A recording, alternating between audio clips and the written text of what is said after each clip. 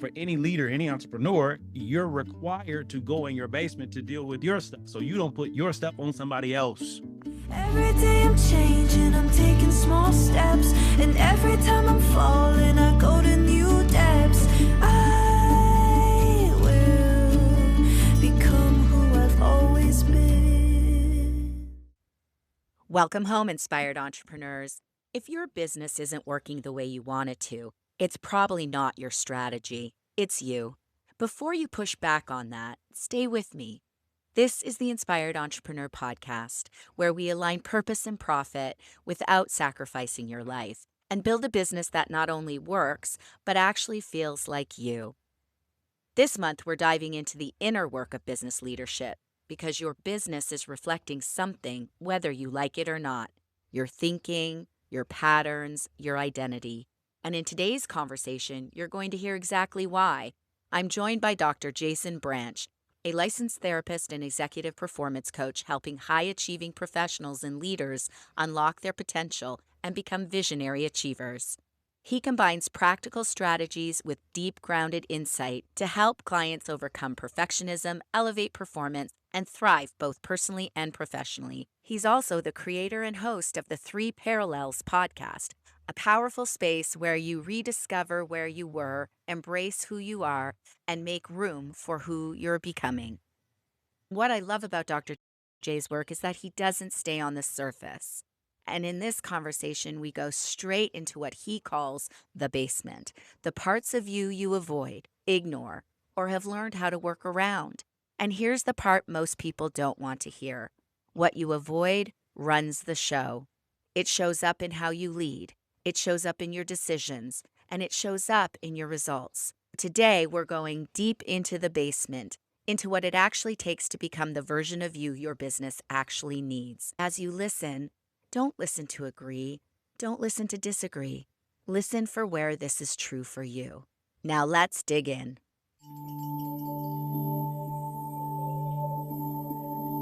When we talk about leadership in a business sense, we see the external, but the external is merely a reflection of the internal. What early experience shaped you in that world? So for me, family, culture, background, my grandmother, she's the first entrepreneur I've ever seen, from selling dinners at the church to doing yard sales, garage sales.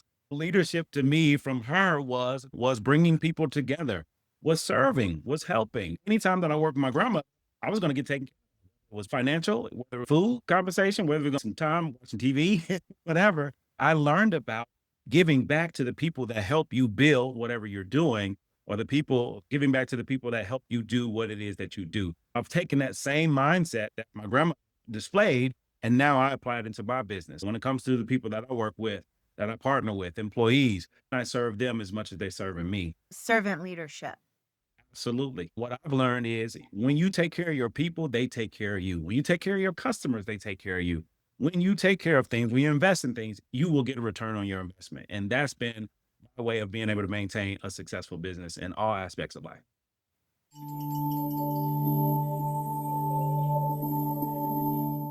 There are different styles of leadership. What do you see as the work required to have that servant heart or that servant leadership?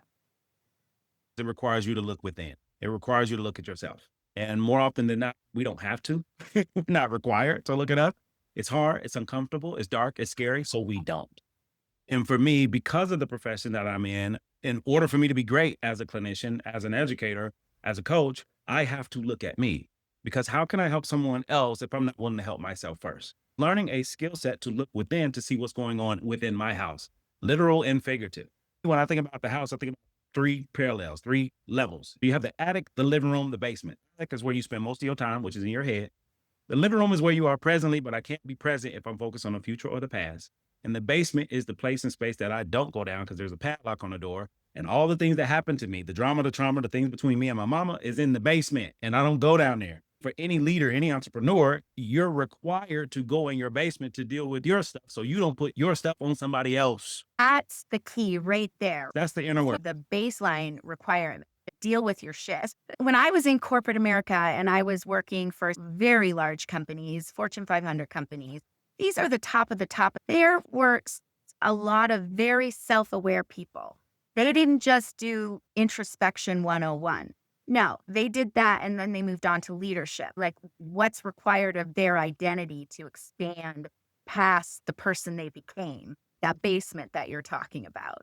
I haven't seen it any other way. So to me, the best leaders are the ones who are self-aware, who Yeah. know their limitations, who know their strengths, who knows how to bring people in to create a team, because that's how successful businesses work. We can't do it all. I don't know any business that's ran by one person and one person only to be successful, especially on a large scale. Yeah. In order to do that, you have to know what are the gaps? What are the areas that's missing?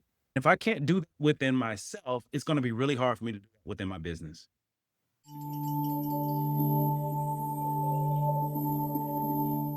And talking about the basement, Dr. J, Mm. what was one pinnacle moment where you had to dig in your basement in order to lead or get yourself to the next level of your life? It was during the time I was a student in the master's programs. I was faced with many challenges personally and professionally. My awareness came from being a master's student and actually going to therapy myself Mm. as a student. For master's level clinicians, you need to experience therapy for yourself in order to provide therapy for other people. I scheduled appointment 3 times and canceled 3 times. The fourth time, I decided to finally go. It was on campus, and I'm looking around, seeing who sees me going into this building. I get into the building, was doing an intake. I saw my name, Clark Kent. So I saw my name, Clark Kent. I'm expecting some white man or some white woman to come out. And it was a black woman that came out. I went and sat on her couch and I didn't know how much I was carrying.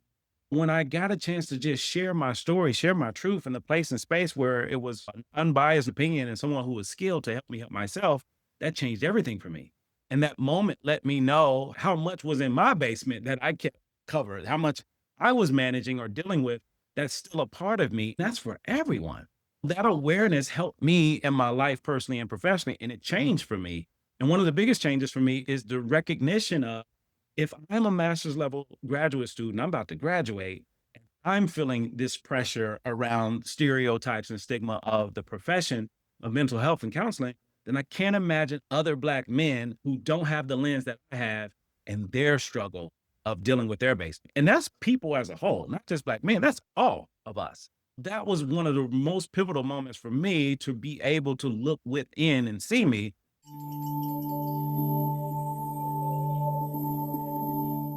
When you look at a struggling company, you're looking for clues that tell you the real issue. Is there an indicator of this isn't a systems problem, this is an inner working problem?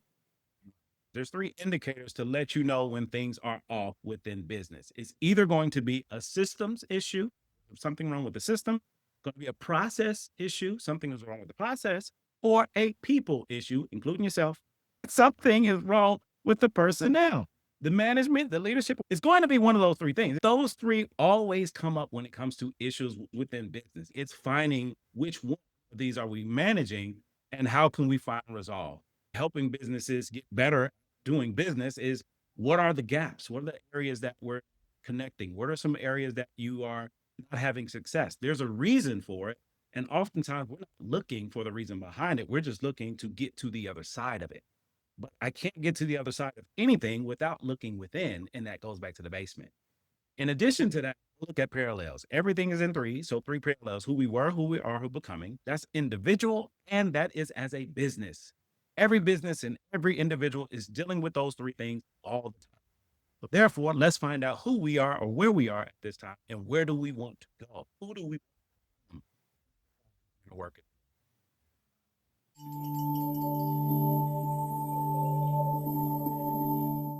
In your experience, what part of a founder's identity usually has to die for the next level of leadership to emerge? Back to the 3 parallels. What part of me has to die is who I used to be, how I used to lead, how I used to manage. Because how we used to lead, how we used to manage is in the past. Life is continuously changing, it's evolving. So therefore, I have to be willing to change. There's no business that exists that's the same as it was when it first started because it can't. In order to sustain, I have to continuously evolve. And if that relates to business, why wouldn't it relate to a person? We're constantly growing and changing, but are we evolving? There's a difference. Because some of us get older with age, but we still that 12-year-old little boy, little girl, because of what happened to us in the basement that we never dealt with because we don't have to. Especially if I'm in an environment where it's not required, I will never look in because it's too uncomfortable, it's too hard, and it's not worth it in my mind. I'm doing good enough. Good enough doesn't work when it comes to business. This is what I've noticed in big companies versus a smaller business where they're the business founder and maybe you have less than 30 employees.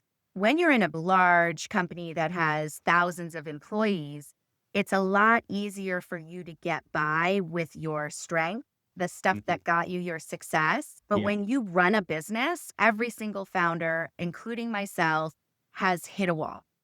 And as I've grown, I hit another wall and another wall. It doesn't look like a wall, does it? Mm. What it looks like is a complete meltdown in my brain. I'm screaming in my brain because it's like, here we go. Right? You've got to recognize that limitation and then do the work to break through it.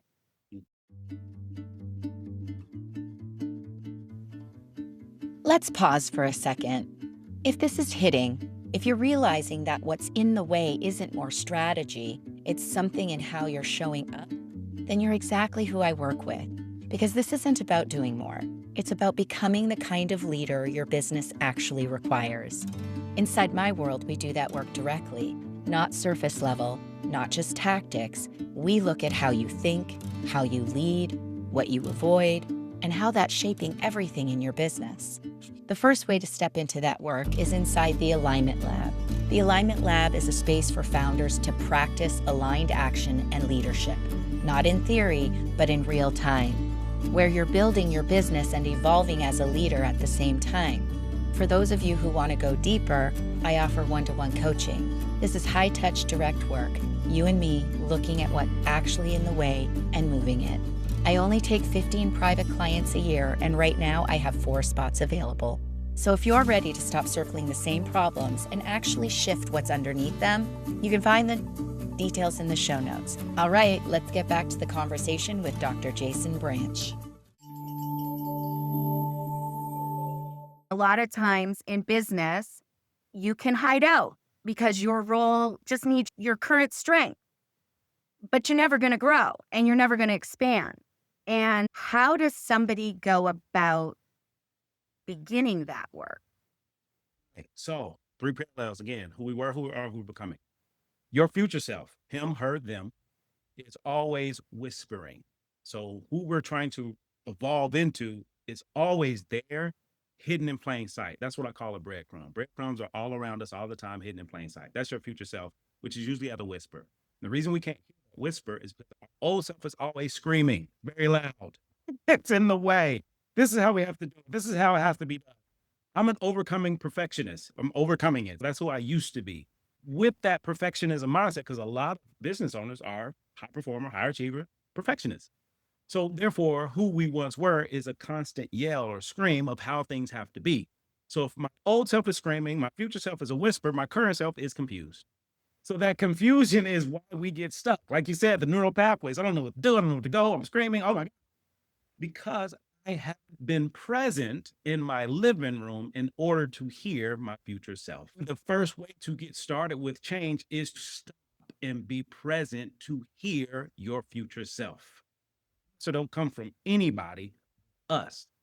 However, we may talk or connect to other people, places, and things where we hear something that they may share or we may see or notice, but that's our future self that can connect to what's being shared. And any point in time, we can make a decision to quiet ourselves enough to hear something that we're not accustomed to. And that requires us to become comfortable being uncomfortable in order to change. The more I listen to the whispers of my future self, the more I pick up the things that's around me that I could use, the more I have an opportunity to evolve into who I'm exactly designed to be. Here's an example. I built a podcast over the past couple of years, but I've been sitting on this podcast for a decade. My future self was working for me by buying all this equipment to start the podcast, but my past self prevented me from doing an episode. My past self believed I need a whole series. I need 5 episodes already ready to go. And my future self whispered, no, just record one. And I didn't listen for years until I heard other people who are podcasters. And one particular person, Dr. Myron Golden, I heard him share the reason we do or don't do things is based off of how we feel. The reason we procrastinate, there's a feeling there. And that feeling, more often than not, is fear. So my feeling of fear about podcasting is why I didn't. But when I finally listened to my future self, when he said record one episode, when I recorded that one episode, within 2 months, I had 52 episodes recorded. I don't know that if I'm living a life based off of what people told me to do and what Yes. who people told me I was versus embracing who I actually am. One thing that I've observed, a lot of founders are spinning their wheels. There is no present. Yes. They're going to bed and the thing is still going. And my Yes. commitment is founders learn how to shut that off. Yes. That's part of the self-mastery. That's part of self-leadership. You have to have a vision of the future self. Mm. You have to have that big audacious goal. Then when you're looking at that future, that's where the wall hit. That's where you're talking about presence, just knowing that I'm here and not there, and it's going to take something else for me to get there.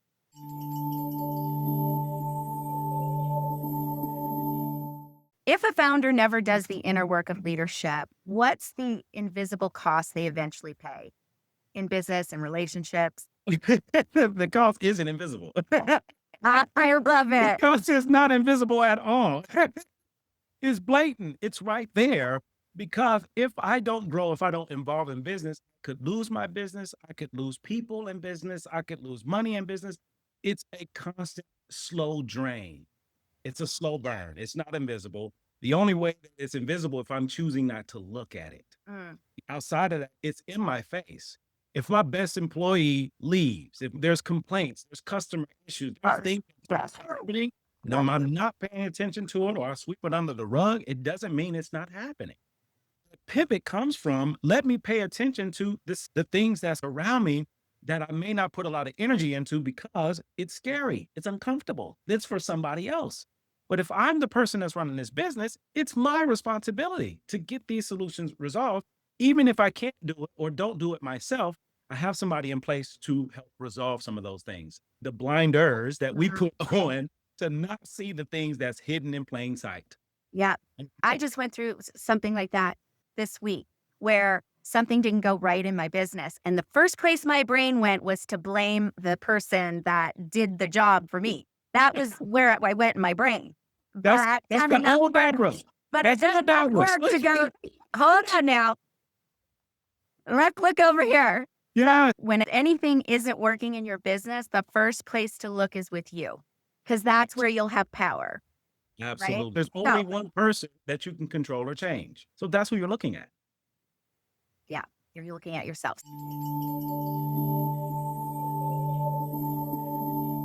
We started something called Gator University. What inspired you to create it, and what kind of transformation are you helping leaders experience through it? The reason I started Gator University, I've been a professor. I've been in a profession for over 20 years. So as a professor in academia is systems, it's corporate, it's capitalism, but it got a nice, pretty skirt on it. So most people don't recognize it. As a Black man in higher education, I've been decolonizing institutions since I started. And I'm tired. I'm exhausted. And exhaustion led to, let me create my own where I don't have to decolonize these systems, creating a system that helps all. Gator University is designed to help us help ourselves by becoming the best version of us, looking into who we used to be, who we actually are, and who we're becoming, personally and professionally. Gator University provides the students opportunities to become their best selves, looking within, exactly what we're talking about on this show. Great. How can people find Gator University? It'll also be in the show notes, but how can they find out more about Gator University? So before you even dive into Gator University, I want you to get connected to the frameworks, the systems, and that starts for free. Don't cost you anything but your time and attention on the Three Parallels podcast, where we rediscover who we were, embrace who we are, make room for who we're trying to become. Once you dive into that place, then that will help you migrate into Gator U. Gator U is a paid platform that you can get involved in. is a community. I'm building community, people who are willing to look within themselves. From Fortune 500 company leaders, CEOs, executives, to everyday people. So for those listening, get in that basement, take the lock off the door, go down them stairs and clean it up and clean it out because you can. We just don't know how. And if you don't know how, it sounds like you could use a coach. That's why I'm here. That's why Deborah's here. Reach out, connect to deal with you and your stuff because we all got it. And there's nothing wrong with having it. But the problem is when I give my stuff to somebody else, when they didn't ask for it. Thank you so much for being on the show. I love that you're a part of my community and that I can be a part of yours. Thank you for having me. Thank you to the listeners. Y'all are in good hands. Keep listening, keep paying attention, keep investing in yourself. If you invest in yourself, you will always get 100% return on your investment. Before you move on with your day, pause. Because if this episode hit you even a little, that's not random. It's awareness. And most people feel that and then go right back to doing what they've always done. Because what you're experiencing in your business right now isn't separate from you. It's coming from you. Your thinking, your patterns, what you're willing to face and what you're not.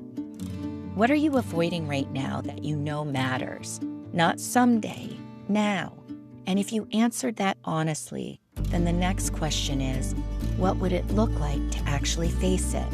Not think about it, not journal about it, face it. Because the shift you're looking for in your business is on the other side of that, and you already know it. So take a breath, get present, and choose who you're going to be moving forward. Because your business will follow that every single time. And if you're ready to do that work with support, you know where to find me. Until next time, lead aligned.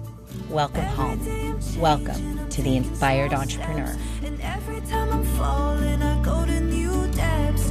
I will become who I've always been. And because I care about you and want to keep things above board, here's the quick legal bit. The Inspired Entrepreneur podcast and content posted by Deborah Hartnett is presented solely for general information, educational, and inspirational purposes. The use of information on this podcast or materials linked from this podcast or website is at the user's own risk. It's not intended as a substitute for the advice of a physician, professional coach, psychotherapist, or other qualified professional diagnosis or treatment. Users should not disregard or delay obtaining medical, mental health, legal, or business advice for any situation and should seek the assistance of qualified professionals for any such conditions or decisions.